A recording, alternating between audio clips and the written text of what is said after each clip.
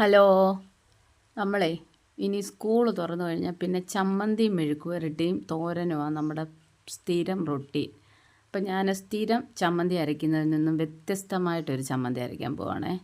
അപ്പം നമ്മുടെ തേങ്ങയും ചെറിയുള്ളിയും കറിവേപ്പിലയും വറ്റൽമുളകും കൂടെ ഒന്ന് വറുത്ത് പുളി ഉപ്പും കൂടെ ഇട്ട് ഒന്ന് ചൂടാക്കിയെടുത്ത് നമ്മൾ ചമ്മന്തി അരയ്ക്കും. അപ്പോൾ ഇതെന്തോ പുതുമയും ചോദിച്ചാൽ നമ്മൾ പൊടിക്കുന്ന ചമ്മന്തി പോലെ നല്ലതായിട്ട് തേങ്ങ അങ്ങ് വറുത്ത് മുരിച്ചെടുക്കത്തില്ല.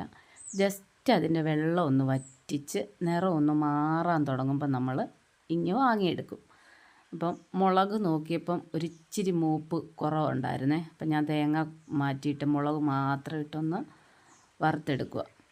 അപ്പം നമ്മൾ തേങ്ങ ചുട്ട് ചമ്മന്തി അരയ്ക്കത്തില്ലേ, അതിൻ്റെ ഒരു ടേസ്റ്റ് വരും.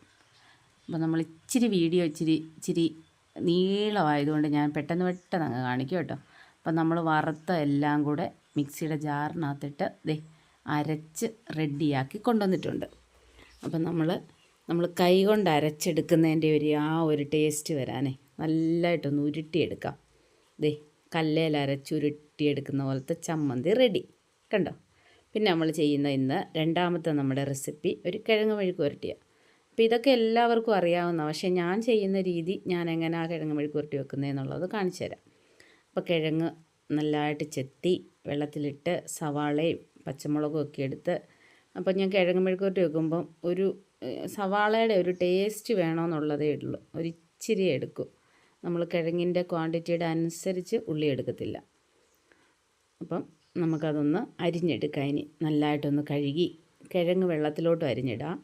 സവാളയും പച്ചമുളകും കൂടെ പ്ലേറ്റിനകത്തോട്ട് അരിഞ്ഞു വെക്കാം. ഞാനാണെങ്കിൽ ഇങ്ങനെ മുറിച്ചിട്ട് തീരെ കനം കുറച്ചാണ് അരിയുന്നത്. കാരണം കിഴങ്ങ് പൊടിഞ്ഞു പോയി കുഴഞ്ഞു പോകുന്നത് എനിക്കിഷ്ടമല്ല, ഇവിടെ ആർക്കും ഇഷ്ടമല്ല. അപ്പം നമ്മൾ അരിഞ്ഞതെല്ലാം കഴുകി എടുത്ത് വെച്ചിട്ടുണ്ട്. നമ്മുടെ ചീനിച്ചട്ടി അടുപ്പിലോട്ട് വെച്ച് ആവശ്യത്തിനുള്ള വെളിച്ചെണ്ണ ഒഴിച്ച് നമുക്ക് ഈ അരിഞ്ഞു വെച്ചതൊന്ന് ഇട്ട് ഞാനൊന്ന് ഇളക്കി കുറച്ച് നേരം ആവി കയറാനായിട്ട് അടച്ചങ്ങ് വെക്കുവേ.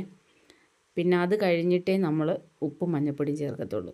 ഈ കിഴങ്ങും സവാളയൊക്കെ മെഴുക്കുവരട്ടി വെക്കുമ്പോഴേ, വെണ്ടയ്ക്കൊക്കെ മെഴുക്കുവരട്ടി വെക്കുമ്പോഴേ ആദ്യമേ അങ്ങ് ഉപ്പും മഞ്ഞൾപ്പൊടി ഇട്ട് അടിക്ക് പിടിക്കുന്നതായിട്ട് എനിക്ക് തോന്നും. എല്ലാവർക്കും അങ്ങനെയാണെന്നൊന്നും അറിയത്തില്ല. അപ്പം ഞാൻ എൻ്റേതായ ഒരു മെത്തേഡാണ് കണ്ടോ. നമ്മുടെ കിഴങ്ങ് മെഴുക്കുവരട്ടി അടിക്കൊന്നും പിടിച്ചില്ല, നല്ല രീതിയിൽ മൊരിഞ്ഞ് വരുന്നുണ്ട്, നന്നായിട്ട് മൊരിഞ്ഞ്. അപ്പം ഞാനൊരിച്ചിരി മുളക് പൊടിയും കൂടി ഇട്ട് നല്ലതായിട്ട് ഇളക്കിയെടുക്കാം. അപ്പോൾ ഇന്നത്തെ നമ്മുടെ 2 വിഭവം ഇത് സത്യം പറഞ്ഞാൽ ഇത് ഇന്നലെ എടുത്ത വീഡിയോയാണ്, എനിക്ക് ഇന്നാണ് ഇടാൻ പറ്റിയത്. അപ്പോൾ എൻ്റെ വീഡിയോ കാണുന്നവർ എൻ്റെ ചാനൽ സബ്സ്ക്രൈബ് ചെയ്യാൻ ഒട്ടും പിശുക്ക് കാണിക്കരുത്. നമുക്ക് വേറൊരു വീഡിയോ ആയിട്ട് എളുപ്പം വരാം. ഓക്കേ.